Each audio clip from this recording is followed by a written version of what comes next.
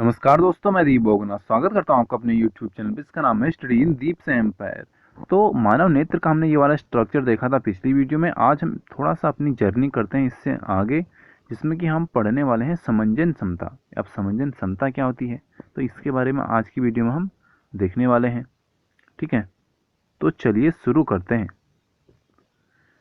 तो अभिनेत्र लेंस के बारे में भी हमने कल पढ़ा था, जिससे कि हमको वस्तुएं दिखाई देती हैं, जो वस्तु हमारा अभिनेत्र लेंस होता है। ठीक है, अभिनेत्र लेंस रेशेदार जेलीवत, ठीक है, जेलीवत मीन्स एक जेली पदार्थ का बना होता है। मतलब कि ये पदार्थ ऐसा होगा, इसमें लिक्विड भी होगा। ठीक है, इसकी वक्रता में कुछ सीमाओं तक पक्षमाभी पेशियों द्वारा रूपांतरण किया जाता है। और जो हमारा अभिनेत्री लेंस की वक्रता में परिवर्तन होने पर इसका जो फोकस दूरी भी क्या हो जाती है, परिवर्तित हो जाती है। जब पेशियां शिथिल, जो पेशियां होती हैं हमारी, वो शिथिल होती हैं, तो अभिनेत्र लेंस क्या हो जाता है, पतला होता है। इस प्रकार इसकी जो फोकस दूरी क्या होती है, बढ़ जाती है।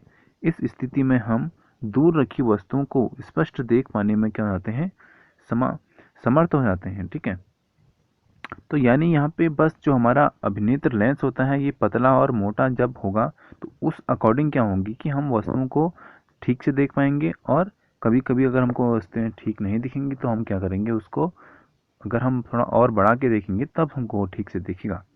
जब आप आँख के निकट की वस्तुओं को देखते हैं, यानी हमारे आँख के कोई निकट कोई वस्तु रखी होगी, तो जब हम उसको देखते हैं तब जो हमारा पक्षमाभी पेशियाँ होती हैं वो सिकुड़ जाती हैं। यानी हम क्या करते हैं, आँख के नज़दीक, अगर हम बहुत से नज़दीक आप अपनी उंगली को ला के देखो तो आप क्या करोगे, उसको देखने के लिए अपनी आँख की जो पुतली है उसको क्या करोगे, सिकुड़ दोगे थोड़ा। ठीक है, तो इसमें भी पक्षमाभी जो पेशियाँ होती हैं इसका बहुत बड़ा रोल होता है। इससे क्या होता है कि जो अभिनेत्र लेंस होता है उसकी जो वक्रता है वो क्या जाती है, बढ़ जाती है।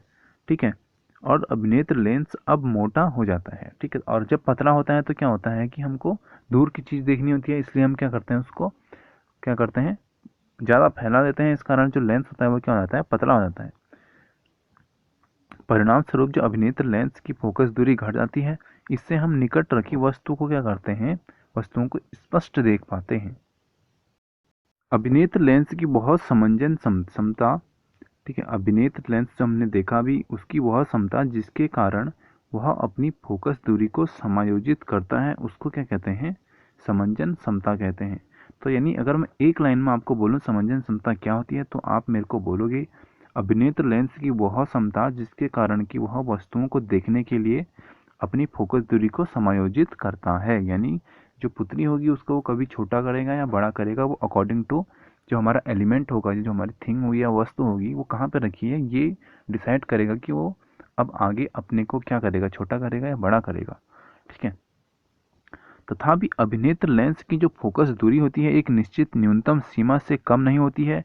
किसी छपे हुए पृष्ठ को देख, जो हमने, अगर आपको कोई बुक है आपके सामने तो उसमें जो कोई छपा हुआ पृष्ठ होता है, पृष्ठ को आँख के, तो जब हम किसी छपे हुए पृष्ठ को आँख के अत्यंत निकट रख कर उसे पढ़ने का प्रयास करते हैं तो आप अनुभव करेंगे कि उस समय जो हमारा प्रतिबिंब हमको जो होगा धुंधला दिखेगा। यानी जो हमको वहाँ पे लिखी हुई, जो भी उसमें लिखे हुए वो शब्द होंगे वो हमको धुंधले नजर आएंगे।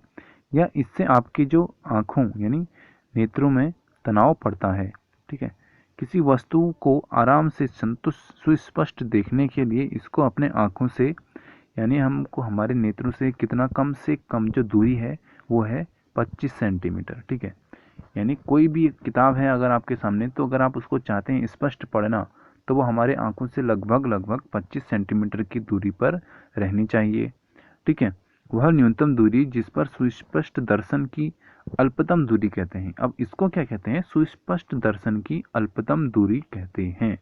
तो अब आप ये देखो कि सुस्पष्ट दर्शन की अल्पतम दूरी क्या होती है, तो ये होती है 25 सेंटीमीटर। यानी जहाँ पे हमारा आँख क्या कर सकता है, किसी वस्तु को स्पष्ट देख सकता है। ठीक है, इसे नेत्र का निकट बिंदु भी कहते हैं।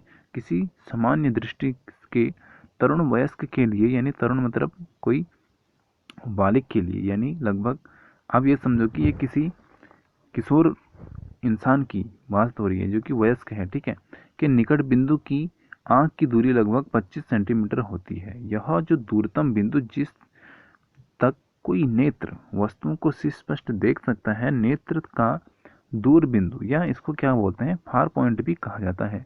ठीक है, तो इसको दूर बिंदु या फार पॉइंट कहते हैं। समान नेत्र के लिए यह अत्यंत अनंत दूरी पर होता है, यानी जो हमारा नॉर्मल आई होगी उसके लिए क्या होगा, अनंत दूरी पर होगा। इस प्रकार आप नोट करते हैं कि एक सामान्य नेत्र 25 सेंटीमीटर अनंत दूरी तक 25 सेंटीमीटर से अनंत दूरी तक रखी वस्तुओं को सुस्पष्ट देख सकता है। ठीक है, अब देखते हैं मोतियाबिंद के बारे में भी देख लेते हैं थोड़ा।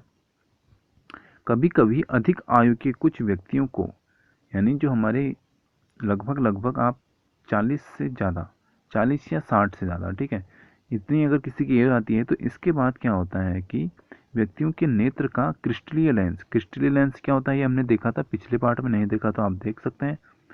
लेंस क्या हो जाता है, दुधिया हो जाता है, दुधिया तथा धुंधला हो जाता है। ठीक है, तो जो हमारा क्रिस्टलीय लेंस होगा वो कैसा होगा, हो जाएगा दुधिया और धुंधला हो जाएगा। इस स्थिति को मोतियाबिंद कहते हैं। क्या कहते हैं, इस स्थिति को मोतियाबिंद कहते हैं।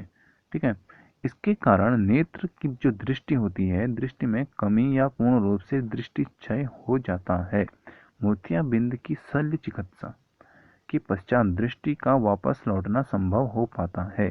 तो आपने अक्सर सुना होगा कि मोतियाबिंद का ऑपरेशन है या मोतियाबिंद का इलाज चल रहा है, तो वो सब आप अब समझ गए होंगे कि मोतियाबिंद क्या होता है, जब हमारा क्रिस्टलीय लेंस दुधिया या धुंधला हो जाता है।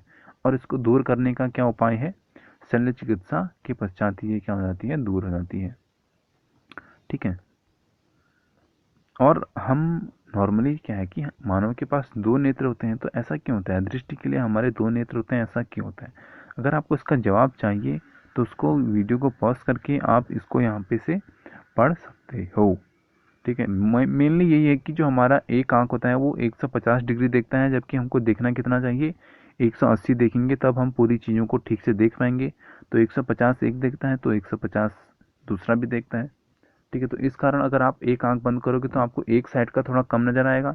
ठीक है, यानी जो आंखों के बगल वाला साइड होगा, अगर आप एक को बंद कर दोगे तो वहाँ पे थोड़ा कम नज़र आता है। ठीक है, आप इस चीज़ को थोड़ा पढ़ के फिर रियलाइज़ करके देखना। ठीक है, अगली जो वीडियो होगी इसमें हम पढ़ेंगे दृष्टि दोष तथा उसका संशोधन। जो भी मानव में दृष्टि दोष आ जाते हैं, निकट दृष्टि क्या होता है, दूर दृष्टि क्या होता है, अल्प दृष्टि क्या होता है, इसके उपाय क्या होते हैं। ठीक है, ये बहुत सी चीज़ें हम जानेंगे अगली वीडियो में। इस वीडियो को करते हैं तत्काल समाप्त। वीडियो पसंद आई तो चैनल को सब्सक्राइब कर दें। जय हिंद, जय भारत।